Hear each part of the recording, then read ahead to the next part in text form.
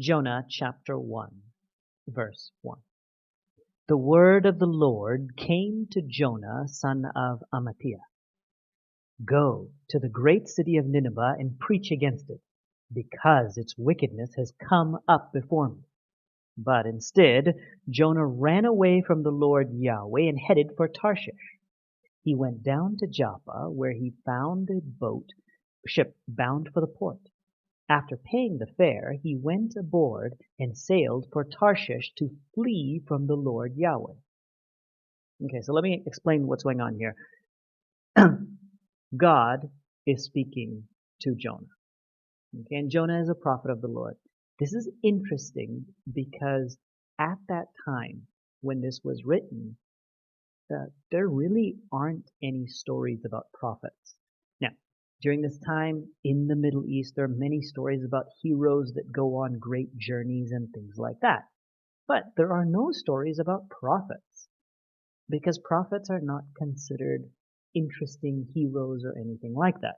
So the story of Jonah is interesting in a literature sort of way, in a historical way, because it's the only story from the Middle East during this time that we have about a prophet.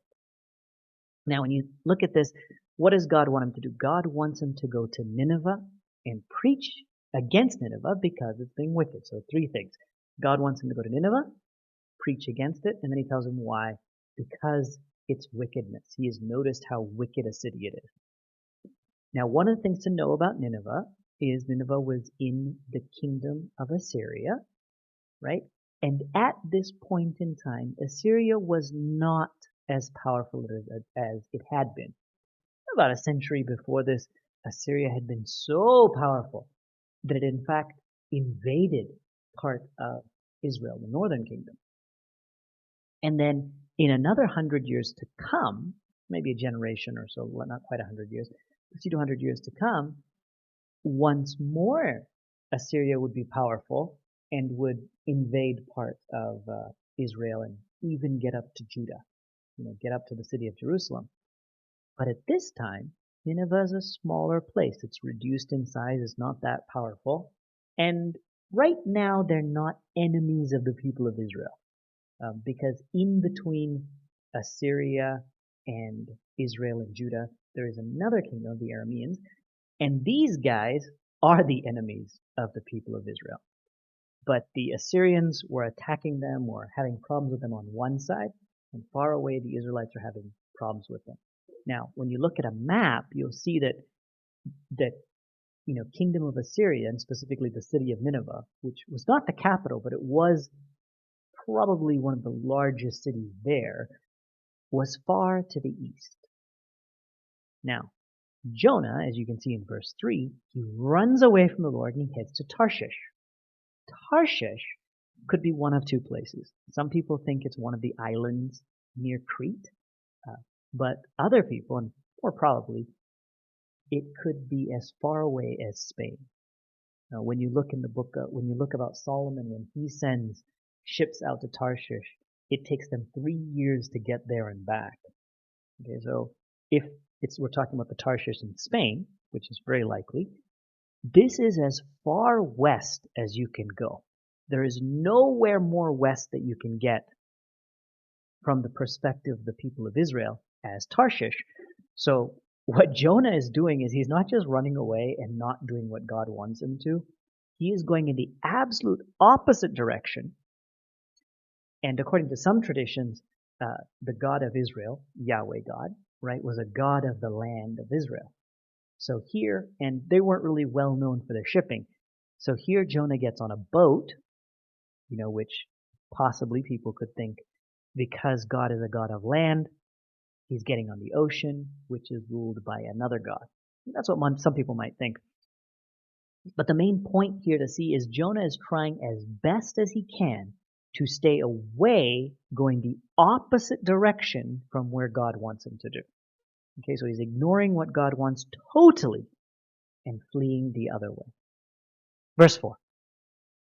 Then the Lord Yahweh sent a great wind on the sea, and such a violent storm broke out that the ship was threatened to be broken to pieces.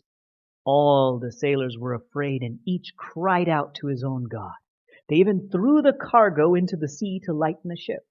But Jonah had gone below deck, where he lay down and fell into a deep sleep. The captain went to wake Jonah and said to him, "How can you sleep? Get up and call on your God. Maybe he will take notice of us, and we will not perish." Okay, so Yahweh God is sending this huge wind, and the wind is all over the ship, all around the ship. The ship is getting ready to sink.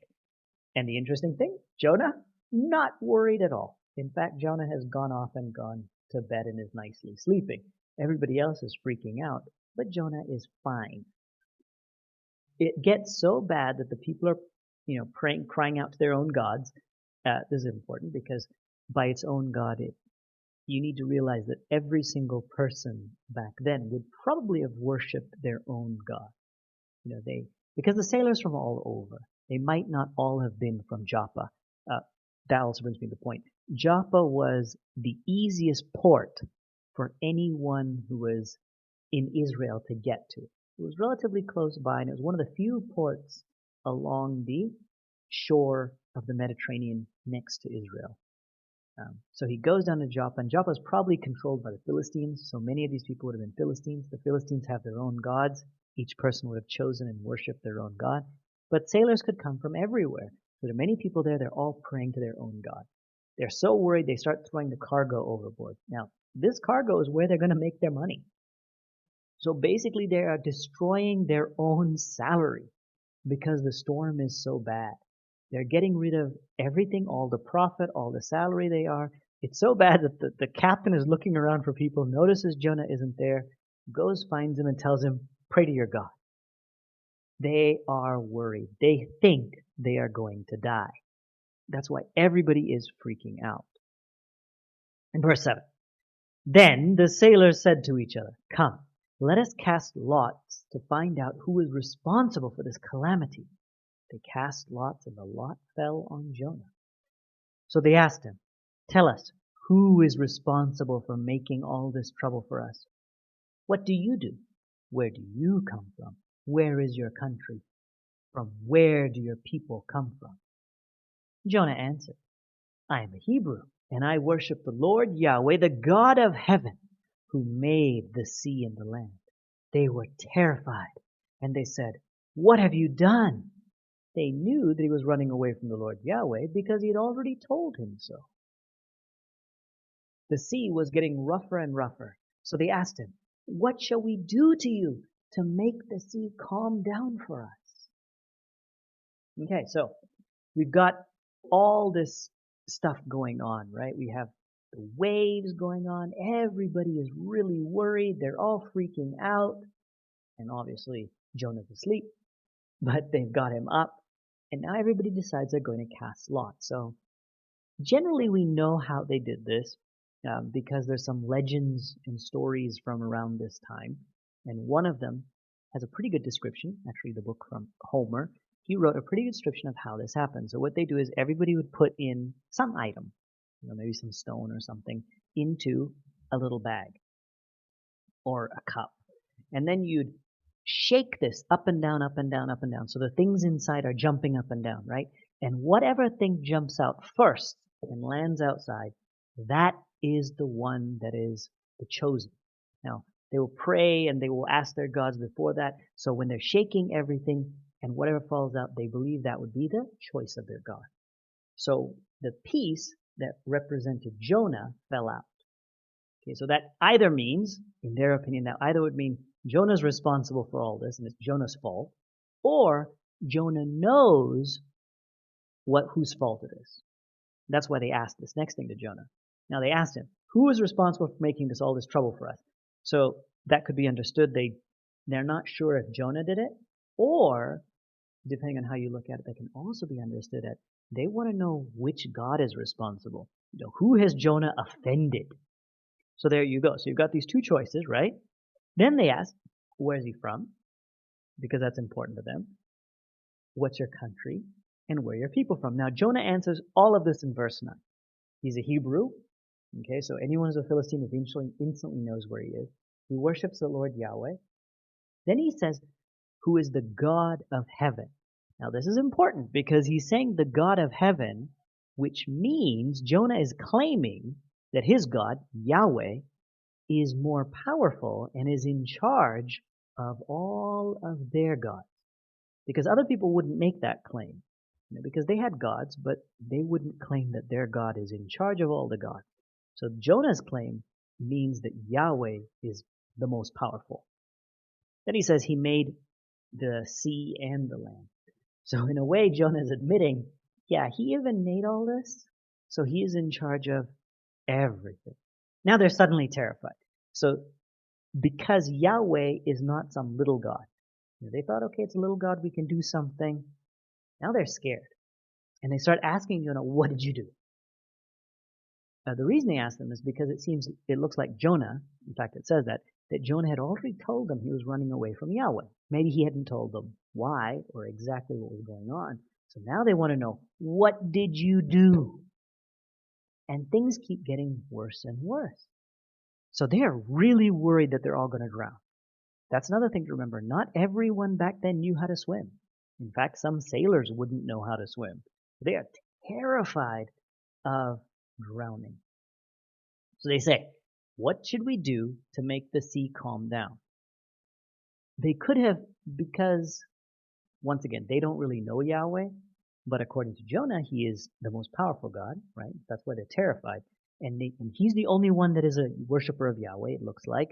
So they want to know from him, what can we do? They want to know, can we do something? Can we do some magic? Can we do something to make your God forgive you? Whatever it is, they want to know from him. So Jonah answers them. And his answer is very simple. Verse 12. Pick me up and throw me into the sea, he replied, and it will become calm. I know that it is my fault that this storm has come upon you. Okay, so Jonah admits, it's me, my fault, my bad. I did this. So just throw me into the sea. Now this is a big thing. Jonah is practically telling them to kill him. Because it's such a big storm. They're so far away from land that throwing him in is his death sentence. And it's interesting to see these guys. Sometimes we forget they are really pretty nice people. Because in verse 13, they don't want to kill him. Verse 13. Instead, the men did their best to row back to land, but they could not, for the sea grew even wilder than before. Then they cried to the Lord Yahweh, O Lord Yahweh, please do not let us die for taking this man's life. Don't hold us responsible for killing an innocent man, because you, O Lord Yahweh, have done as you pleased. Then they took Jonah and threw him overboard, and the mighty raging sea grew calm. At this, the men greatly feared Yahweh, and they offered sacrifice to the Lord Yahweh and made vows to him. Okay, so what's happening here is these people, Jonah just told them, the way to fix this is you throw me in the lake. You throw me into the sea, which would have killed him in their eyes. But they didn't want to do it. They're really nice people. They're good people. They're trying not to do what they consider is a bad thing. They don't want to throw Jonah into the sea so he will die. They don't want to save their lives at his cost. So they try rowing. But as they try rowing and as they try getting away, the storm becomes worse and worse and worse. They finally give up and they do throw Jonah in. But when they do, they beg God not to blame them because they're saying, oh God, it's your fault.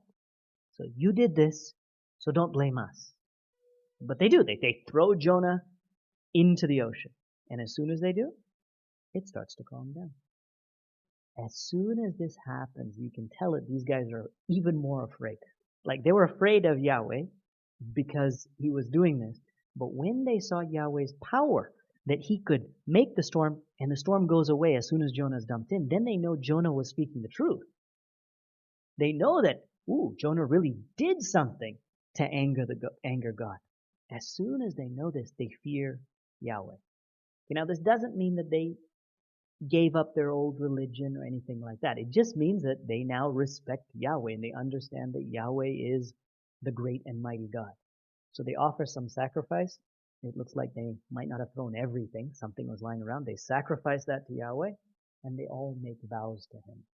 And these vows very often were like, they would be along the lines of, since you did such and such, I will do such and such. Or if you keep me safe, I will do this thing. So it looks like they all make vows to God because he didn't kill them. Now, meanwhile, let's see what happens to Jonah. Verse 17. But the Lord Yahweh provided a great fish to swallow Jonah. And Jonah was inside the fish for 3 days and 3 nights. Okay, now, some of us, when we think of this, we think of a whale. It doesn't actually say that. It just says a great fish. So something huge, fish-like, swallows Jonah. And the word for great fish could also mean sea monster of some sort. We don't know what it was. All we know, it was really big enough that Jonah could live inside of it for 3 days and 3 nights. Now, why 3 days and 3 nights? Well, 3 days and 3 nights, specifically 3 days, is a very important number when it comes to death.